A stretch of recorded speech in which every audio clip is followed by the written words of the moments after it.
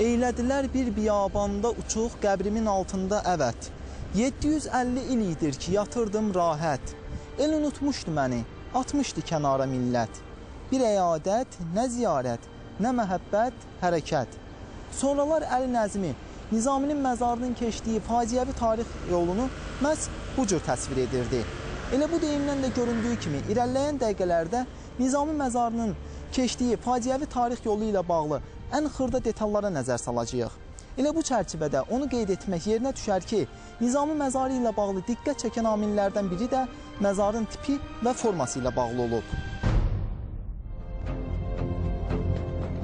Mir Abbas Mirbağırzadə Şeyx Nizami adlı məqaləsində böyük mütəfəkkirin məzarının quruluşunu bu cür təsvir edir.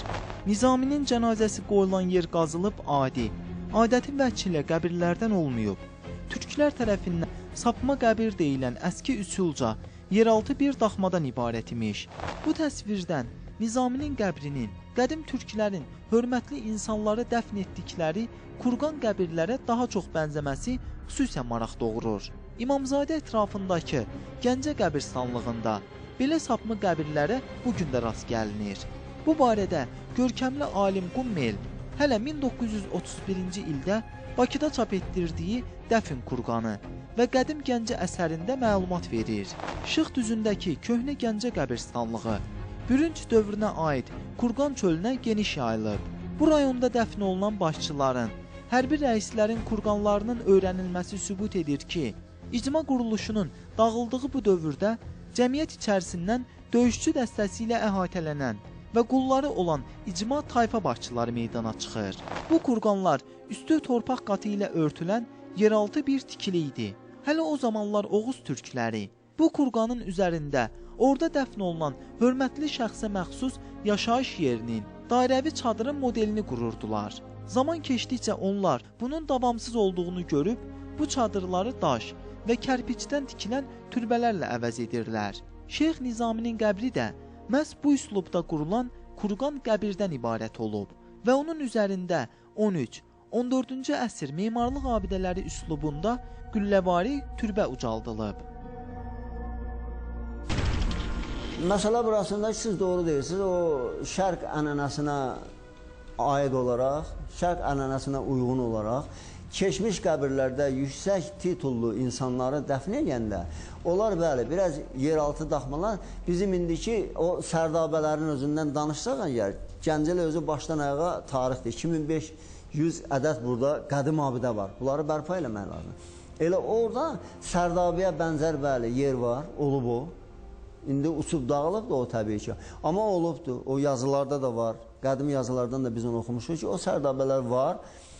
Və bu da onu göstərir ki, Nizaminin ola bilsin ki, gələcək nəsillərlə ora dəfn olsun. Amma maalesef təəssüflər olsun ki, onlara hamısı dağılıb, sonradan bu mümkün olur. Onun Şeyx Nizaminin qəbri haqqında onun yazdığı məqalələrin birində ki, qeyd edir ki, kurqan vəziyyətindədir. Bu nəyi ispat edirdi? Yəni, əslində Şeyx Nizami Həzrətləri bir türk kimi dəfn olunubdur. Şeyx Nizaminin həmən, yəni qəbrinin üslubu, tam üslubu onu göstərir ki, bu böyük şəxsiyyət milli adət-ənənəmizə uyğun olaraq, yəni qədimdə sərkərdələri, böyük şəxsiyyətləri türklər necə dəfn ediblər, həmən tərzdə dəfn olunubdur qəbirdə. Və tamamilə onun yazdıqları həqiqətə ona görə uyğundur ki, o şəxsiyyət özü orada iştirak edib həmən qazıntıda.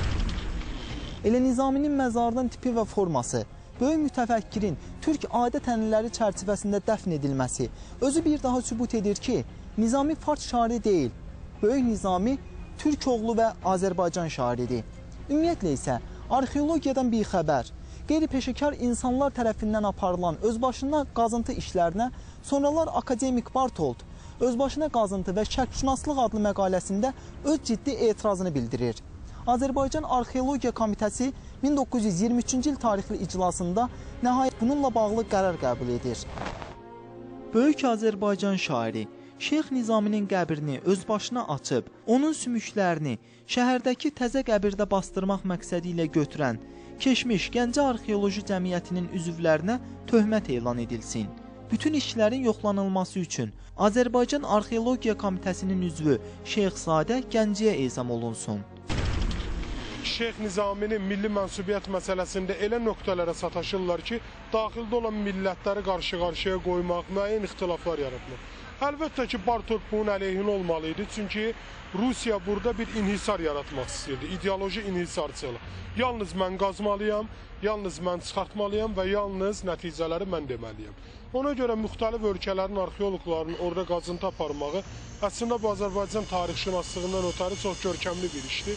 Çünki müəyyən həqiqətlər ki var, Rusiya onu gizlədirdi, bu qazıntılarda həmən məsələlər üzə çıxır. Ona görə də ki, mən yenə qeyd edirəm, Bartot çox görkəmli alimdir. Amma onun, yəni sahib olduğu dövlət Rusiya mənafeyini müdafiə eləmişdi. Yalnız orada aparılan arxeoloji qazıntılarda elə müəyyən həqiqətlər üzə çıxarılmışdı ki, onu Rus arxeoloqları qazsalar da bizə həmən həqiqətləri çatdırmamışdı.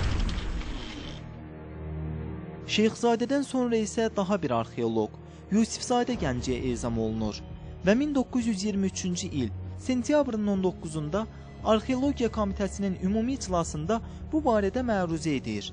Komitə konkret qərar qəbul etməkdə çətinlik çəkir, hansı addımı atacağını bilmir. Komissiya sədrinin qəflətən vəfat etməsi və həmin dövrdə SSR-nin yaradılması ilə bağlı gedən proseslər işləri xeyli ləngidir. Nəhayət, Dadaş Bünyadzadənin işə qarışması ilə məsələ öz həllini tapır. Əli Razi Şamçızadə Kommunist qəzetinin 1924-cü il 8 oktyabr tarixli nömrəsində Bədbəxt şair başlıqlı məqaləsində bu barədə yazırdı.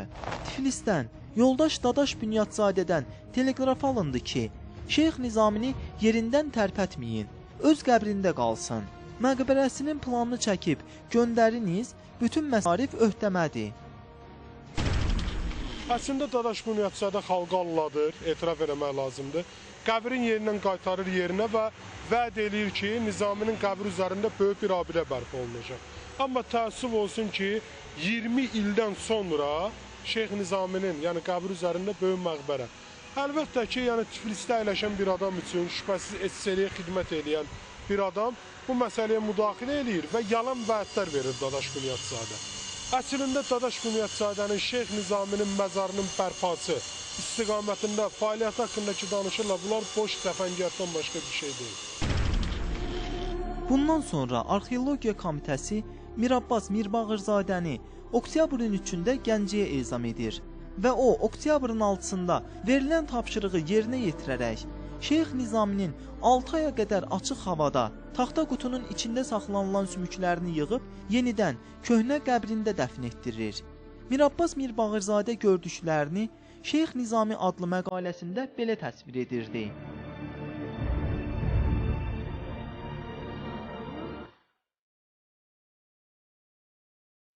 Sümüklər uzun yeşik kimi yapılmış ayrı bir taxta qutunun içində idi. 3 yerdən mismarlanmış qapağını açdım. Şeyx Nizaminin sümüklərini həmin qızın ağ sümükləri ilə qarışmış gördüm. Qəbirdən çıxarılan sandıq taxtasının parçaları və mıxları da qalan başqa şeylərlə bərabər sümüklərlə qarışmışdı. Şeyx Nizaminin qafatası bir-birindən ayrılmış və ufaq-ufaq olmuşdu. Sümüklər yeni çürməyə başlamış və qəhvə rəngini almışdı.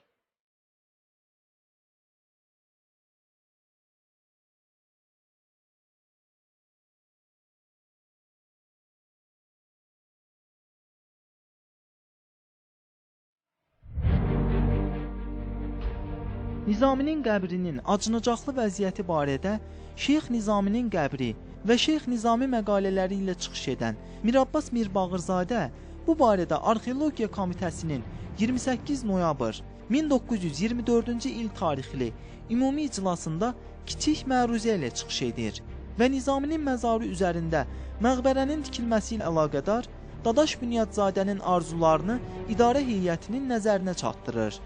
Yeni məqbərənin tikilməsi məqsədi ilə şairin qəbrini ətraflı tədqiq etmək üçün 1925-ci il iyunun 19-da bilavasitə Dadaş Bünyadzadənin tapşırığı ilə arxeoloq Aleksandroviç Nəsifi, epiqrafçı Əzimbəyovla birlikdə Gəncəyə gəlir.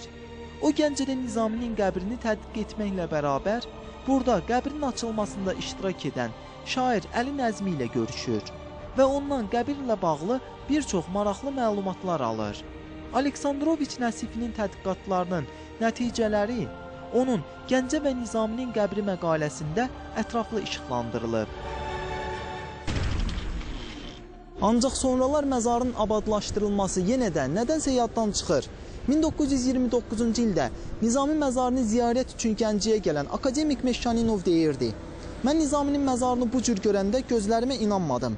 Nizaminin məzarını bərbad vəziyyətdə görmək məni həqiqətən də dəhşətə saldı."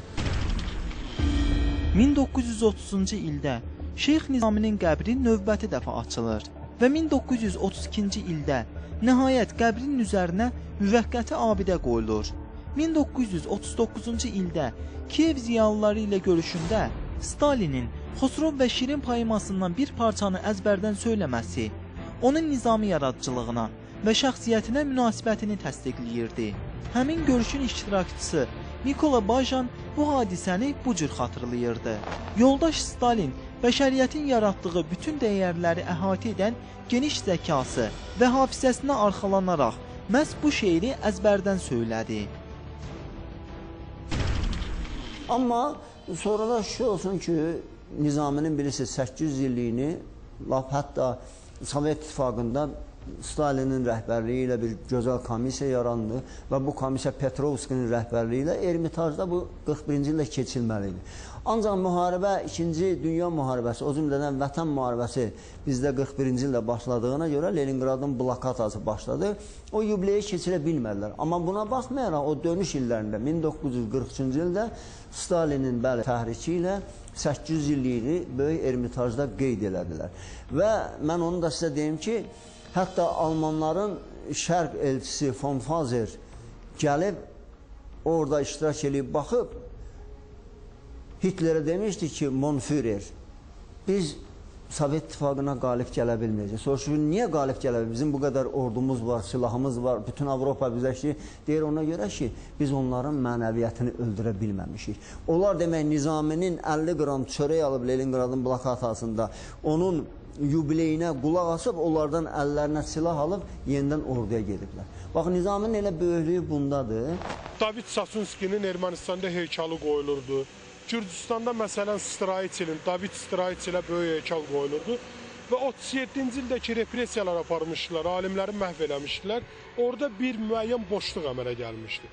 Bu boşluğu doldurmaqdan ötəri Şeyx Nizami məsələsini Stalin birinci səfər Ukraynada meydana atır. Ukraynada alimlərin, ziyalıların yığıncağında Şeyx Nizaminin adını çəkir Stalin və başlayır o məsələdən yapışır. Bu Stalinin atdığı bir siyasi addım idi. Güya Azərbaycan mədəniyyətinə hörmətlə yanaşır. Nəticədə belə bir ifadə var idi ki, Stalinin Azərbaycana qaytardığı Nizami. O halda ki, heç Stalinə ehtiyac da yox idi. Azərbaycan xalqı öz görkəmli ziyalılarını həmişə tanıyıb, bilib, sayğı ilə yaşayırdı. Amma Stalinin bu məsələyə yanaşması necə idi? Məsələn, Nizamini bir sosialist kimi təqdim eləmək, utopist sosialist kimi təqdim eləmək, Nizami əsərlərində olan müəyyən rəmzi xarakter daşıyan müəyyən hikmətləri rəmzilikdən çıxartmaq və ürəkləri istədiyi istiqamətdə yönətmək.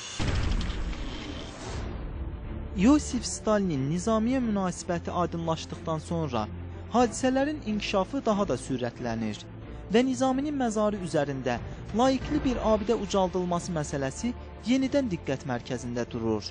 Tikiləcək məqbərənin yerini son dəfə tədqiq etmək üçün 1940-cı ildə Şebliginin də iştirak etdiyi daha bir arxeoloji ekspedisiya Nizaminin qəbrində və onun ətrafında qazıntı işlərinə başlayır.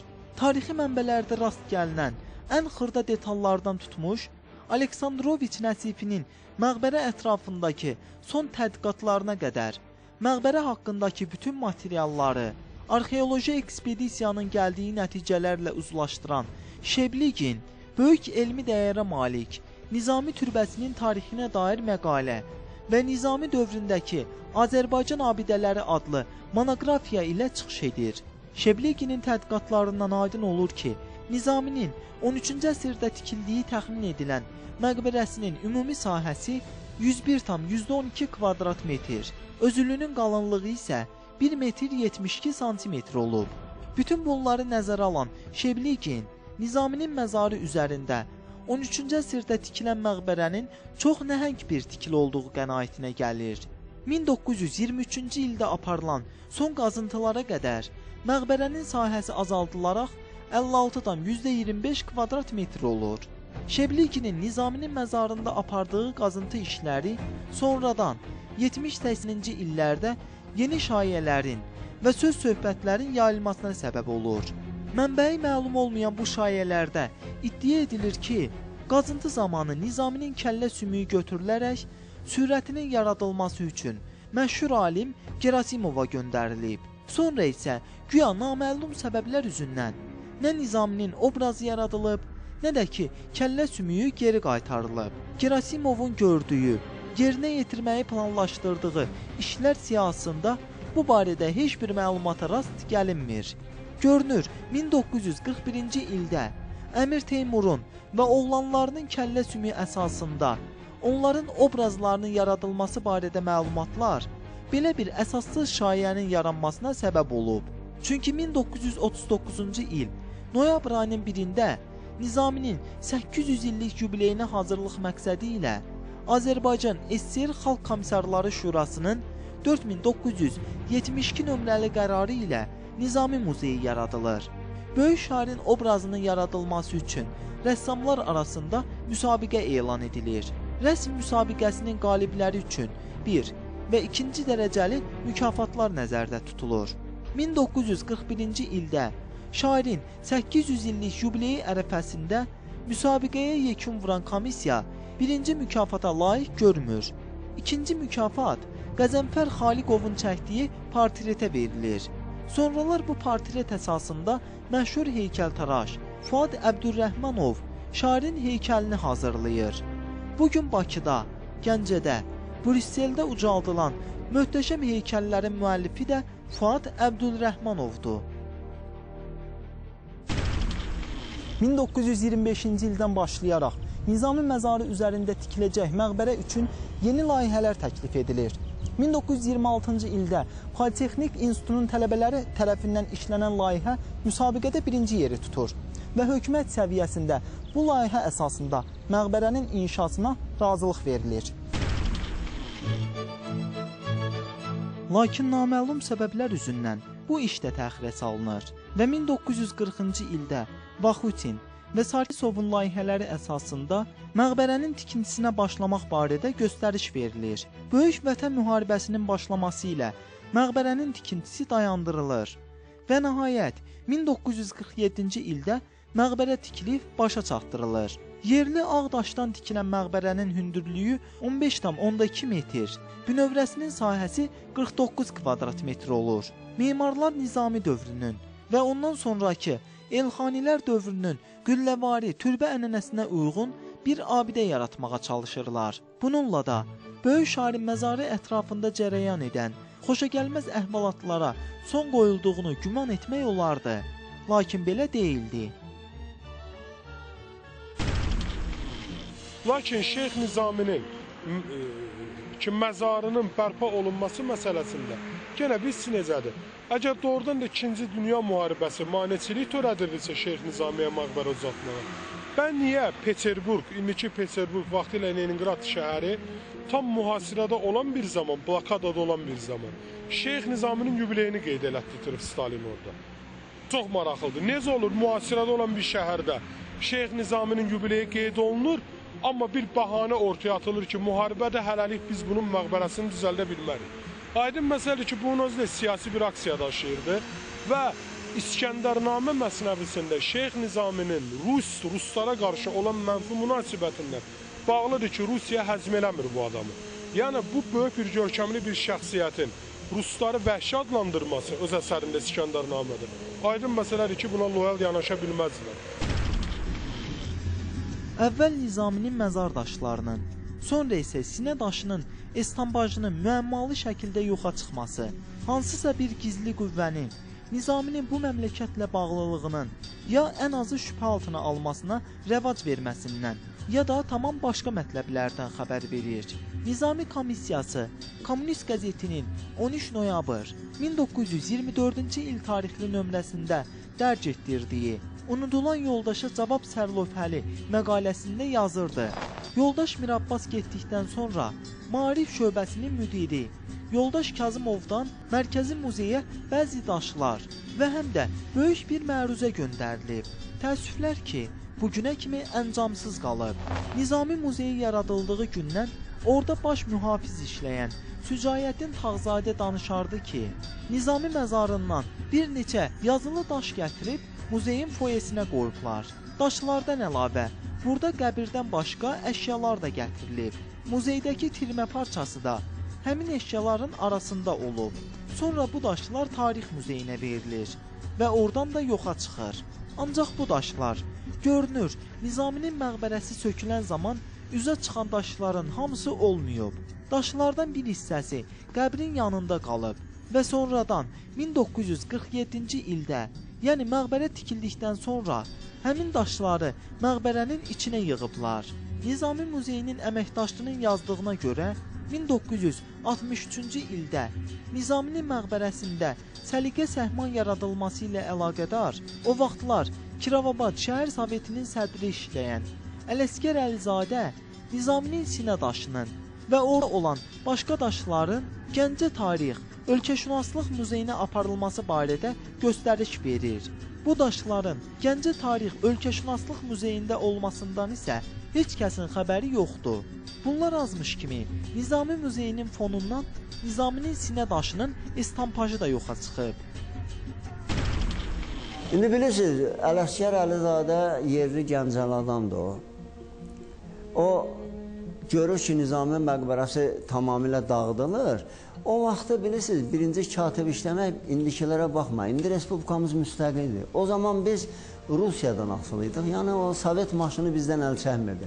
Ələsgər Əlizadə də yerli adam olduğuna görə və Nizamiyə daha yaxın olan insan olduğuna görə o daşların bir hissəsini doğrudan da oradan gecəykən götürdürüb o qazıntı vasitəsilə çıxan o cəmaatla da söhbət edib, hətta onlara da çox da hörmət eləyibdir. O daşların bir hissəsini, bir neçəsini gətirib hazırda bizim o Tarix Diyarşünaslıq Muzeyinə. Bu fakt var belə şey. Yəni istəməyib ki, bu da getsin Sankt-Peterburqa, sonra o birilərin aqibəti kimi o da qayıtmayacaq. Hər halda o daşların özü də tarixdir.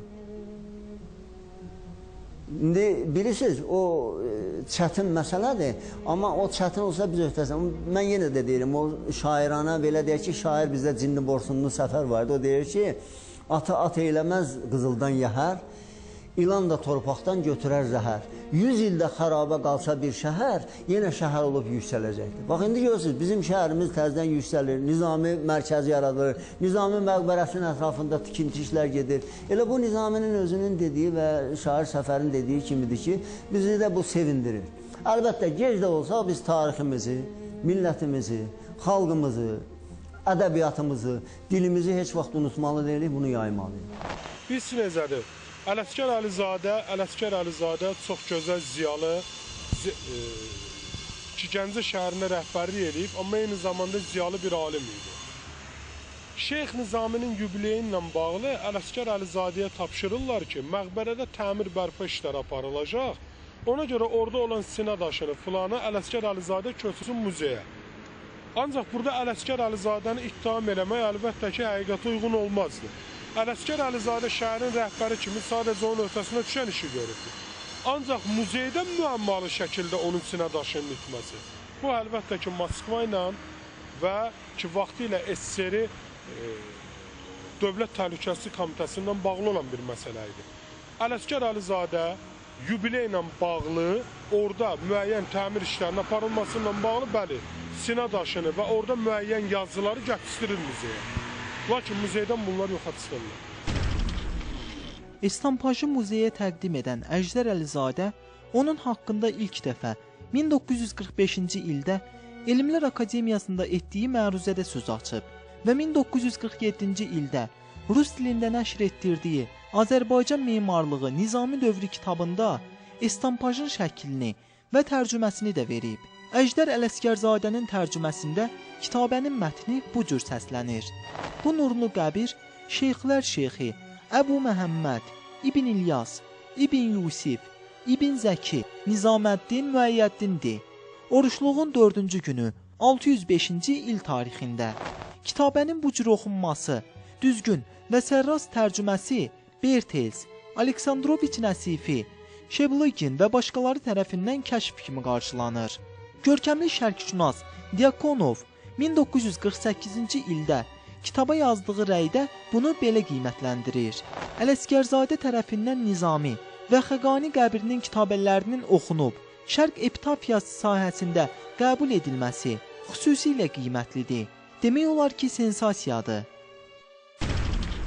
Sonralar kitabədə tapılan bir səhv bəzi alimləri şübhəyə salır və onun orijinallığını sual altına alır. Hətta bu kitabənin Ələsgər Əlizadə tərəfindən uydurulduğunu iddia edənlər də tapılır. Nizamişünas Bertelsin bu qüsuru məntiqi şəkildə izah etməsi isə bütün şübhələrə demək olar ki, son qoyur. Kitabədə səhv vardır. Şairin adı olan İlyas sözündən əvvəl İbn sözü durur. Şəxsən mənə elə gəlir ki, bu səhv kitabənin əsl olduğunu təsdiq edir. Belə ki, saxta olsaydı, əlbəttə ad düzgün yazılardı. Usta tələsdiyindən İbn sözünü çox asanlıqla yaza bilər. Gəncədə alüminium zavodunun tikilməsi məqbərə üçün real təhlükəyə çevrilir. Alüminium tullantılarının yağışla bərabər türbənin üzərinə düşməsi nəticəsində məqbərənin aşağı hissələri yeyilməyə başlayır.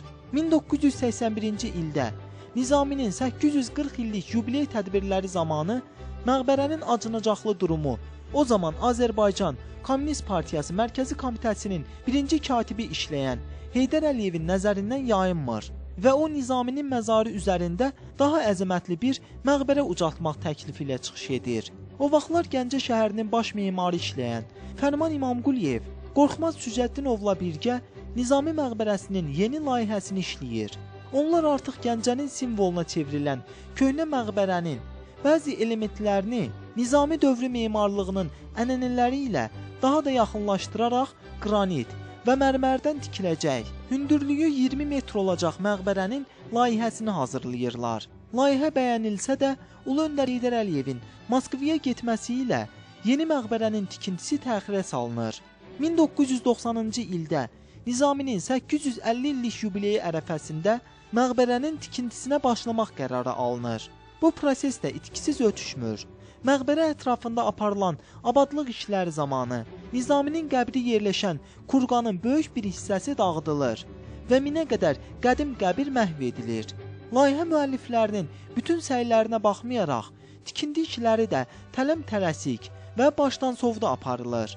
Məqbərənin daş və qranitdən hazırlanmasına baxmayaraq, tikinti zamanı istifadə olunan sement və yapışdırıcı metallardan normalar daxilində istifadə olunmadığından türbənin kənarında bəzi daşlar sürüşür. Buna görə də abidələrin bərpası Elmi Tədqiqat Layihə İnstitutunda Azərbaycan Milli Elmlər Akademiyasının müxbir üzvü Cəfər Qiyasinin rəhbərliyi altında hazırlanan layihə əsasında məqbərə əsaslı təmirə hazırlanır. Böyük şairin məzarının keçdiyi faciəvi tarix yoluna baxmayaraq, bugün bu məqbərə öz əzəmətli görünüşü ilə Gəncəyə gələn qonaqları qarşılayır. Dövlətimizin, dövlət başçımızın Nizami məqbərəsinə və məqbərə ətrafında olan abadlaşdırma işlərinə olan həssasiyyəti özü bir daha göstərir ki, hər bir Azərbaycan vətəndaşı, yəni biz özümüz harda olmağımızdan asılı olmayaraq, nəhayət ki, Nizami məzarının özlülüyünü dərk etməli və bu məzarı, bu məqbərəni qorumalıyıq.